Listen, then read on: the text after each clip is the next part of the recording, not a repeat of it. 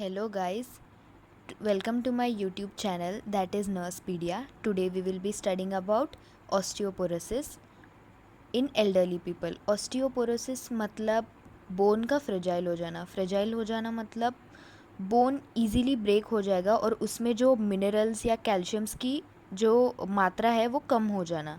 और ये usually elderly people में होता है. एडल्ट्स में भी हो सकता है अगर वो कैल्शियम डाइट अच्छे से इंक्लूड उनके डाइट में नहीं कर रहे होंगे तो डेफिनेशन देखते हैं ऑस्टियोपोरोसिस और पोरस. पोरस मतलब उसमें हम लोग आगे देखेंगे बोन में होल्स हो जाते हैं, मतलब छोटी छोटी कैविटीज़ फॉर्म हो जाती है जिसकी वजह से इजीली बोन ब्रेक हो सकता है. तो it is a chronic and progressive and metabolic bone disease.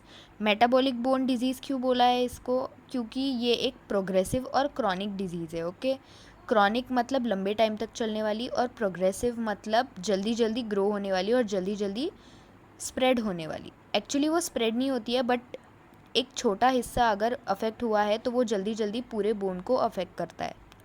Characterised bye low bone mass मतलब बोन्स की जो डेंसिटी है वो कम हो जाती है और structural deterioration of bone tissue leading to bone fragility मतलब बोन कभी भी अगर स्ट्रक्चरल डेटेरियोरेशन मतलब बोन में होल्स हो जाते हैं और बोन की जो डेंसिटी है वो कम हो जाती है जिसकी वजह से बोन ब्रेक होने के बहुत ज़्यादा चांसेस होते हैं. Okay, osteoporosis a chronic metabolic disorder which is characterised by reduced total bone mass, जैसे कि मैंने आपको पहले ही बोला. ओके, और ये इंसिडेंस में मेल्स में कम होता है पर वीमेंस में सबसे ज़्यादा होता है ड्यू टू ओवरवेट. ओवरवेट हो जाते हैं लेडीज़, उसके वजह से जो लेग्स है और जो मेन बोन्स है, लार्ज बोन्स है, उस पर सबसे ज़्यादा प्रेशर आने की वजह से बोन फ्रेजाइल हो जाते हैं और उनकी बोन की मास डेंसिटी कम हो जाती है. तो मेल्स से ज़्यादा फीमेल्स में सबसे ज़्यादा ऑस्टियोपोरोसिस दिख सकता है. तो अभी हम लोग ईटियोलॉजी देखेंगे. ईटियोलॉजी में किडनी डिजीज़ की वजह से भी हो सकता है ऑस्टियोपोरोसिस. र्यूमेटॉइड अर्थराइटिस उसके वजह से भी हो सकता है.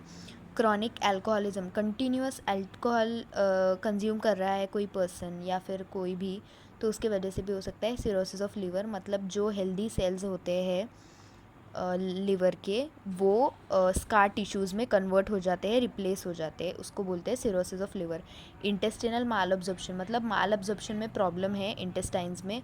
हाइपाथायरॉयडिज्म, ओवर प्रोडक्शन या फिर under production of thyroid hormones. Use of corticosteroids मतलब use of any type of drugs और मेडिकेशंस और रीनल फेलियर. रिस्क फैक्टर्स हो सकते हैं कि कैल्शियम डाइट कम लेना, जेंडर फीमेल जेंडर, क्योंकि मैंने ऑलरेडी बोला कि उनमें ओवर वेटिंग के ज़्यादा चांसेस होते हैं. फैमिली हिस्ट्री ऑफ ऑस्टियोपोरोसिस अगर फैमिली में ज़्यादातर लोगों को हो गया है तो उसकी वजह से हो सकता है. एडवांस्ड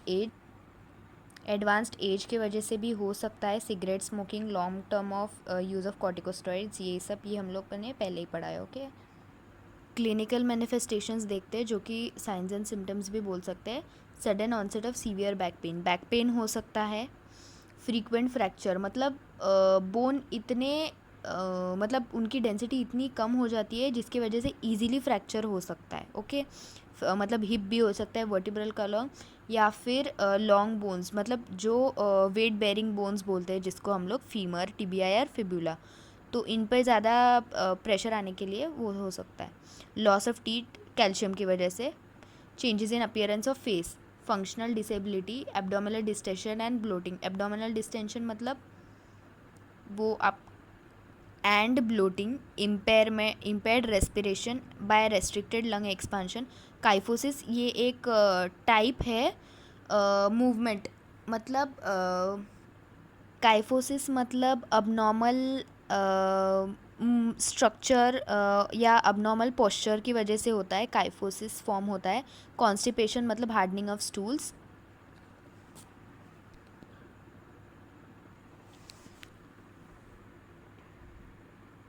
अभी देखेंगे मैनेजमेंट. तो मेडिकल मैनेजमेंट में हम लोग फीमेल्स को स्पेशली सजेस्ट कर सकते हैं कि तुम लोग ईस्ट्रोजन रिप्लेसमेंट थेरेपी ले सकते हो.